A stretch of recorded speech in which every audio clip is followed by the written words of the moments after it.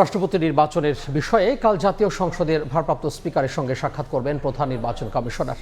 দুপুরে আগারগাঁওয়ে নির্বাচন ভবনে ইসি সচিব আখতার আহমেদ জানান, বুধবার সকাল 11টায় সংসদ ভবনের ভারপ্রাপ্ত স্পিকারের সঙ্গে সাক্ষাৎ করে রাষ্ট্রপতি নির্বাচন নিয়ে আলোচনা করবেন সিইসি।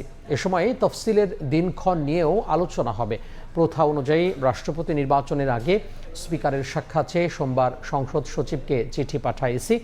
চিঠিতে বলা হয়, সংবিধানের 123 অনুচ্ছেদের দফা 2-এর বিধান অনুসারে রাষ্ট্রপতি পদ হতে মোহাম্মদ শাহাবুদ্দিন পদত্যাগ করায় 90 দিনের মধ্যে তা পূর্ণ করতে নির্বাচন আয়োজন করতে হবে। নির্বাচন কমিশন মহামান্য রাষ্ট্রপতির নির্বাচনের বিষয়ে আলোচনা করার জন্য মাননীয় স্পিকার মহোদয়ের সাথে সাক্ষাৎ করবেন। এটাই হচ্ছে আমার কাছে এখন পর্যন্ত খবর। কালকে আলোচনার পরে যদি কোনো কিছু আবার আপনাদেরকে জানাতে হয় আমি জানিয়ে দেব।